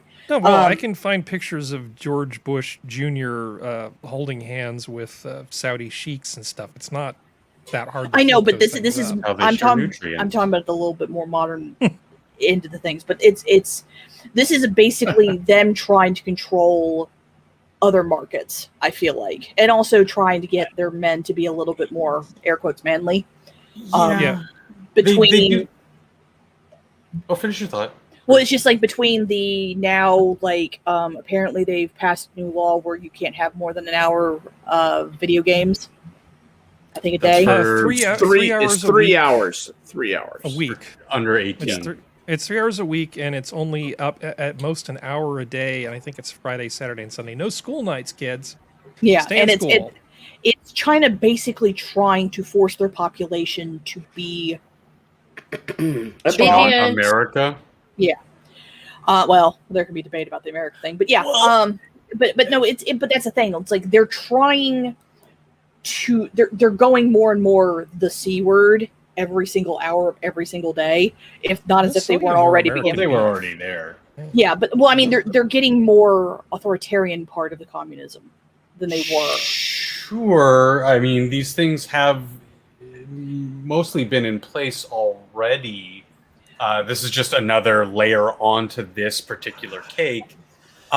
There's two things, though. One, this seems to be, I mean, a direct dig at Western societies who have become sort of self-destructive with themes like this. The thing is, Western societies... look at what they've been directly targeting as of late. You have effeminate men, overtly sexual content, self-destructive content like losing people to video games. All these things that they see the Western world, and although I might not disagree with the means, the ends could be beneficial to their society to keep them stronger society. We've all heard the old adage that, you know, soft times create soft men. They're trying to skip that and keep the strong perpetually going. But and again, the not. means might not. Well, no, and that's probably going to have to do a lot more with the means, because forcing people to do something is always met with more resistance than, you know, maybe incentivizing or just education. You know, like, again, what happened here in the Western world was, yes, accept people for who they are, but then that snowballed into this. Oh, everybody's got to be fantastic and happy and, you know, fabulous. And that what kind of message does that send to people in other parts of the world who, let's not forget, our enemies. They are enemies of the Western world, the Chinas, the you know, the Taliban, like we've talked about, Russia to an extent. Sure, they want our money and they want to do business, but they don't want our culture, because our culture is what's most harmful to them. And this type of stuff, the extreme of it, has now been ingrained and entrenched into our culture, and that's very dangerous. So I have to make a point and then move us Rant forward. over. No, you're fine. It's a shame that Sora's not I am here. fine. Thanks for noticing, Harry. Fantastic. It's a shame that Sora's not here because I'm going to bring up Ceausescu. In Romania, you know, in the perfect system that is real communism and socialism back in the day when Ceausescu was in charge. Well, yeah, everybody right. Yeah, everybody got like an equal share of things, but if you loafed and didn't go to work, you know, unless you were literally, you know, bleeding out of your eyeballs, you got in a lot of trouble. There were bad things that would happen to you of various sorts. These communist systems, because they have the authority to do that, they actually do try to reshape people for the good of the cause. And it can be, it may seem like it's a laudable thing to tell people, eat less, exercise more, go to sleep early, that sort of thing. But it's beyond a slippery slope. It's like they use that stuff they use on cows when they inseminate. Telling them or forcing them? Yeah, it's very different not, things. It's like a huge 55-gallon barrel of cow lube is what you're going to get. It sounds fine in theory, but it's really bad. And you just go back and look at what happened in Romania before Ceausescu was kicked out. It was pretty freaking miserable. Yeah, kicked out. But again, it's also... Is that what they're calling it now? Yeah. It's a euphemism. Minions. It's also hard to ignore the evidence on the other side of what's happening here. Like, look at the military ads that we've been exposed to. The new White House press dude, if that's a dude, with the long nails, like Zsa Zsa Gabor.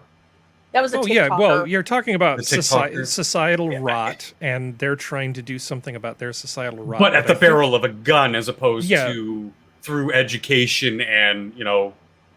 Well, I mean, and once again, they don't realize how much money this brings into their own country. K-pop concerts in Beijing... I don't think they need money, though. They do. They actually do. They definitely do.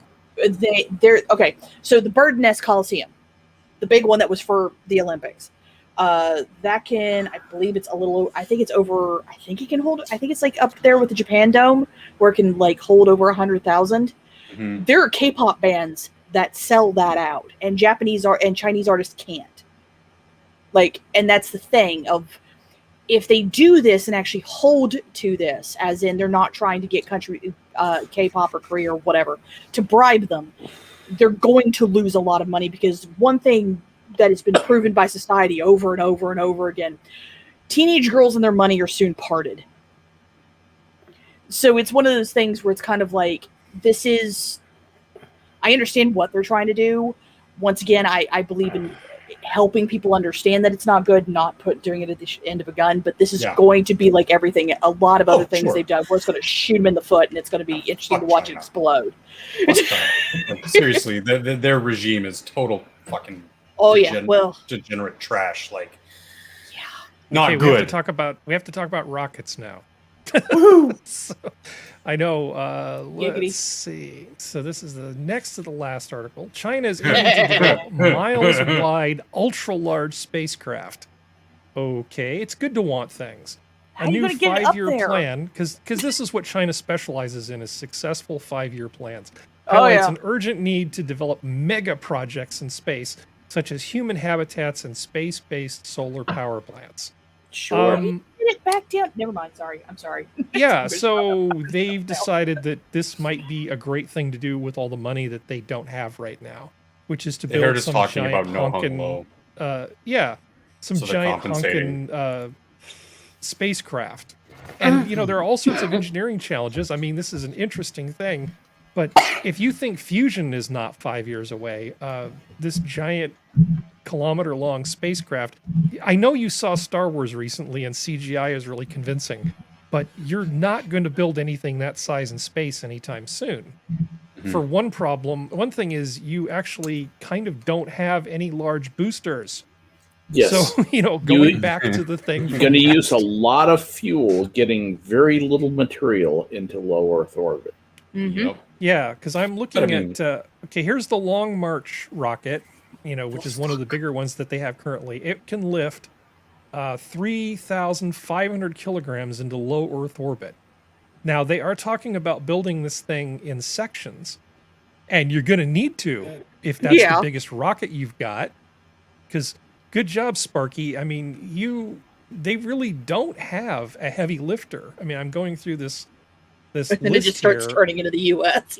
Well, yeah, I mean, it's like here. I mean, it's just You're up into 40 and 50,000 Yeah. kilograms in these rockets in these big boys right here. But Well, just, yeah, and look at what Free Enterprise gives you. It gives you Elon Musk and Starship One, which can lift, in theory, 100,000 kilograms into low Which Earth is orbit. double what Saturn V could. Hell, we could just send 4 or 5 Starship Ones up there and zip time together and go, ta-da, 1 kilometer, suck it. Well, I mean, there's also the Suck it, China. Well, there's also the fear that if they do it in low Earth orbit and it falls apart, how much damage is that going to do to Earth if it falls when it falls back to Earth? It'll be made Because- with Chinese-grade construction standards. It'll just burn up in the atmosphere. Well, I mean, there was that one. Wasn't there like a rocket or something like that like a month or two ago that was just, they had no idea where it was going to land because it had fallen back to Earth and it was just spinning so fast around that they couldn't pinpoint where it was going to fall. Bunch of numpties. But yeah, anyway, the point is, China, I'm looking at this thing. You don't have any heavy lifters. The first thing you need to do in this project is come up with, I don't know, a rocket that can actually lift more than a little bit of weight. Wait. Scroll. Wait. I'm sorry. Hold on 1 second, Functional. Scroll back down. Okay. Scroll back down to which one? I love the fact that if you look at ours, the STS, and then look at China's, they're exactly the fucking same. It's like, wow, thanks, copyright. Yeah, they are. And by the way, the stupid penis rocker, New Shepard, again, for anybody who missed last week, this is New Shepard right here. This is... Oh, God. Skep? You're vibrating. Vibrating? Yeah, You're it, having like a annoys. weird feedback thing. Yeah. Okay. So Okay. we're good. Good now. So anyway, yeah, it's fun to make fun of China. The article will be there. You guys can look it up. I'm amused that they think this is a good idea. This is a great distraction for them to talk about. Oh yeah. Little bit of a bow to put on this. I mean, just like them creating fusion last year, quotes, them landing on Mars, air quotes. Yeah. It's more posturing by, I mean, more and more I kind of believe them to be a little bit of a paper tiger. Oh, They're too afraid to actually do anything. They're not developed enough to do these scientific breakthroughs. And when we have actual footage and reports and papers published on things like the fusion and our space programs and stuff, we see it in action. Them, it's shitty CGI and posturing and saying, yeah, oh no, we totally did that last year. I mean, Okay, even- so even just their to picture of the rocket ahead. looks photoshopped. No, the, like on Okay. the article you did, it looked photoshopped. oh, it does. Now, just to put a little bow on this here, Uh-oh. China is absolutely capable of doing pretty much anything China sets its mind to eventually. Yeah. They will find a way to get the technology. They certainly have the resources, and they have lots of very hardworking, very smart people. So if China really sets their mind to something, they absolutely can do it. But you could just take a guy who made a bunch of money working in somebody's garage, starting PayPal, and then parlayed that into some other things. And before you know it, the guy's not even 40 yet, is he? And he's got a company that's making this huge spaceship that's bigger than anything. I mean, massively bigger than the biggest rocket that China has. This is just Elon Musk doing his little 50. side gigs. It's astonishing. Capitalism for the win, because suck He's it, 50. China. And it's He's 50. China, Oh, so he just they- looks young. Okay. You know they're going to be able to do it when they steal the technical specs for Starship. Yeah, capitalism do everything always else. wins. Yeah, and, And the Skep's Saturn in V the- rocket in the Yeah, back let's there. get back in. Oh, what happened, Skep? Oh, the sound's still there. Feedback's there. Can you hear me now? Oh. Yeah. Yeah, that you've got You're just super uh, hot with bad Hold on. feedback. Hold on. yeah, just go ahead and mute when you're not talking. I think might be the solution. Yeah. Okay, and then we'll just deal with it. We're almost done anyway. So Yeah. so yeah, capitalism for the win. And we've got one more article China in is what we asshole. call penis news. Again, we're ending on penis news. Oh, that's worse, Skep. Bad. Okay, the Sun in the UK, apparently there's a rapey dolphin in the UK. Flippin' flirty, swimmers warned to steer clear of amorous dolphin in case he becomes sexually aggressive. Struggle cuddle from a dolphin. That's right. Swimmers are being told to stay away from a flirty dolphin which is becoming too amorous with humans. Nope, still Nope. terrible. Terrible. Experts say the bottlenose named Nick by locals is displaying signs of sexual aggression. He was filmed among bathers in Hale Harbor, Cornwall, but had to be lured out to sea after thrashing his tail at them. One said he'd felt something nudging him from below. Giggity. Dolphins play with interesting things in the water, and this can include people. Yeah, Go so on. essentially, it's not just Australia that's got rape fish surrounding it. It's also England. I'm not- curious how they lured him back out to sea. Was it just a butt at the end of a stick? Like what? Well, they had an inflatable diver, and they just used Oh that my to lure him God. away. Ugh. Yeah. Maybe the dolphin was having his pond far. What? This is why in my house we hail. Whoa. This is why in Go my ahead, house Skep. we hail the whale. Whales are nice and they don't rape you. Yeah. Dolphins are dicks. Exactly. Dolphins are dicks. I mean, this is a thing. We keep coming back to these articles about dolphins, aka rape fish. And I think hopefully someday dolphins will learn to behave themselves. No. No? Them and I thought they otters were are the most intelligent. rapey motherfuckers on the. Yeah, but otters don't rape other species. They only rape their own species. No, otters rape other species.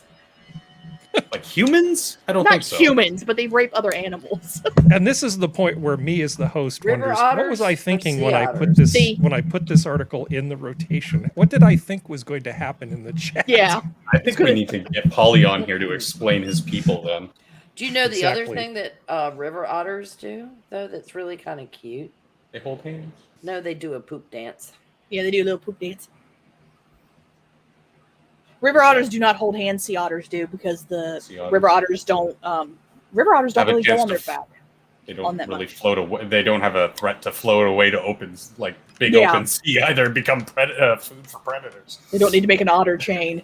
Yeah. No, but they will raid crab pots. Yes, they will. So it is that time. It is that time. Once again, you have spent 2 hours hanging out with us on Minions of the Zoo. Does anybody have anything they want to share before we wish everybody a good night? I Or do. Good morning in Spud Gun's case. Go ahead, Skep.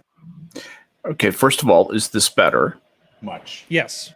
And secondly, while you were talking, I was doing a little bit of multitasking, and Mhm. I took the examination to see what character orientation I am, and I was surprised that I am neutral good.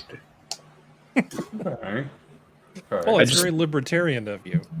I just thought I'd put that out there, that Okay. a neutral good character does the best that a good person can do. He is devoted to helping others. He works with kings and magistrates, but does not feel beholden to them.